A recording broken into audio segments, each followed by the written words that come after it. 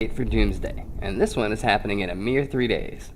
Unlike some of the past events, this one is getting a lot of attention in mainstream media, and it's accompanied by a slew of other events happening around the world in the past 2 weeks that make it seem kinda possible.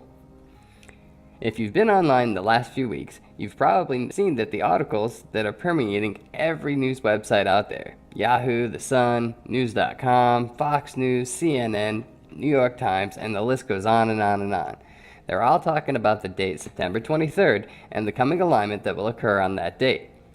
Now, if you're a regular viewer, you already knew about the alignment because we've discussed that in the past. However, if we look at the current events, the story actually gets much deeper, and the alignment with this new information makes the whole thing a bit spookier than it was originally. The first rumblings around this date were a few years ago when folks started looking at the series of blood moons, or tetrad, that happened last year. The 4 blood moons were a rare occurrence, and the fact that they aligned perfectly with the tetrad Jewish holidays made them all the more foreboding. As with any happenings in the sky, apocalyptic theories abound when we witness major celestial events, i.e. blood moons, eclipses, comets, etc. There's always some type of apocalyptic theory when one of these transpires, some of them with merit and many without. However, the alignment that is going to take place in 3 short days happens only once every 7,000 years. So, that is why this one is so important. Well, it's part of the reason. The other part is that the alignment is supposedly referred to in the book of Revelations, and speaks to the beginning of the end of the world. Yeah, that's pretty much the end of everything. So this is why many people think that it's either now or never. If it doesn't happen now, it won't happen for another 7,000 years. If this is true, we're either in for a pretty bad holiday season, or we're in the clear and our kids and our kids' kids and their kids and, well, you get the point. 7,000 years worth of in the clear. So, what is supposed to happen exactly? Well, many Christians believe that the rapture will occur soon after the alignment, and then we will see the events of Revelations begin to unfold. You know, the 4 horsemen, famine, pestilence, and all that stuff. Pretty much the worst thing you can think of multiplied by the biggest number you can think of, and you're on the right track. The quote from the Bible says, "And a great sign appeared in the heavens, a woman clothed with the sun, with the moon under her feet, and on her head a crown of 12 stars. She was pregnant and was crying out in the pains of birth." What this means is that we will see an alignment of heavenly bodies that looks kind of like this. We have the woman, who is Virgo, in the sky, which is the heavens, along with the sun, and the moon at her feet. And, oh yeah, what about the 12 stars in her crown? Well, virtually everybody that's pointing to this says that there are only 9 stars in Leo. But with the addition of the 3 planets that'll be there, Mercury, Mars, and Venus, which will be shining bright and appear as stars, that makes 12 stars. So, this rounds out the alignment, and this alignment, as we said, only occurs once every 7,000 years. And that is why many Christians believe it will herald the end time spoken of in Revelations. Others believe that we will collide with planet Nibiru, or Planet X, soon after the alignment. Why do they believe this? Well, without going into a full-on dissertation on Planet X, we'll take a brief look on why people think that Planet X is in the neighborhood in the first place. First and foremost, NASA has plainly stated that there is a 10th planet out there. Well, a 9th if you don't count Pluto. I kind of like Pluto, so I count it. And this 10th planet is quite massive. So massive that it causes other planets to deviate from their normal path around the sun. About 60 years ago, an article ran in Popular Science magazine that stated scientists had indeed found this massive planet, and it was due to arrive in our neck of the woods in about 50 years. Well, that time has come and gone, so it's due. In the last 30 years, we have also seen a steady uptick in weather anomalies, with earthquakes increasing in frequency and size in a way that is unheard of in recorded history. Basically, they have hockey sticked, or skyrocketed. Not only have earthquakes been way more active, but we have also seen a lot more volcanic activity in the last 15 to 20 years.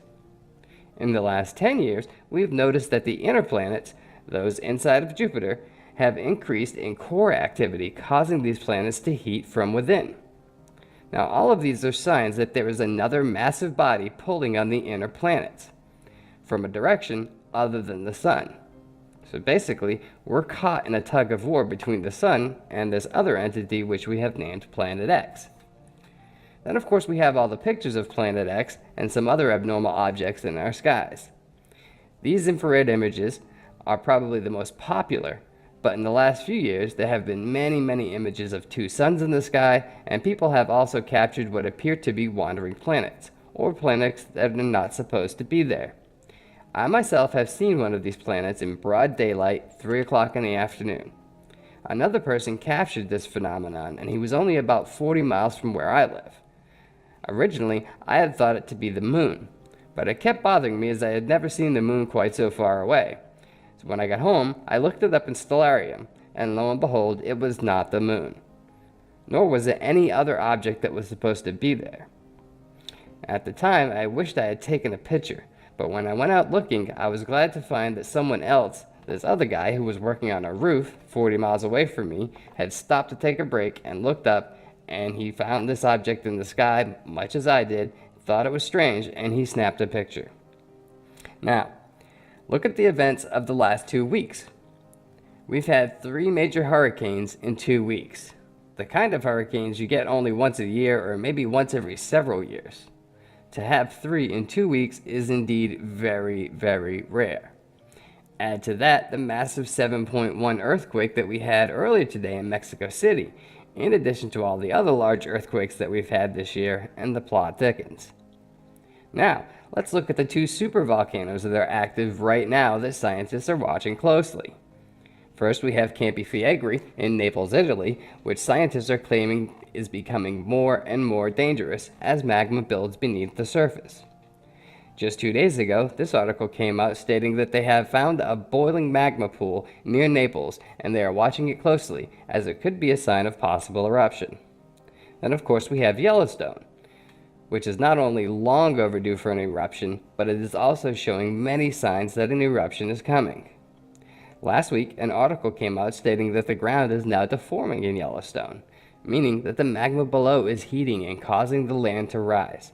Much like a pot pie, when the crust turns brown and then splits to reveal the hot liquid center, Yellowstone is nearing completion. 2 years ago, we read articles about the roads melting and herds of animals leaving the park in droves, which is a pretty good indicator that something was going on below the surface. Now, coupled with the rising land, it looks like we may see some type of eruption soon. Now, we can only hope that neither of these two have a super eruption, which would pretty much devastate the planet. So when you take all of that into account, you can see why some folks might be worried that indeed Planet X is near, and if it is, any type of collision would be catastrophic.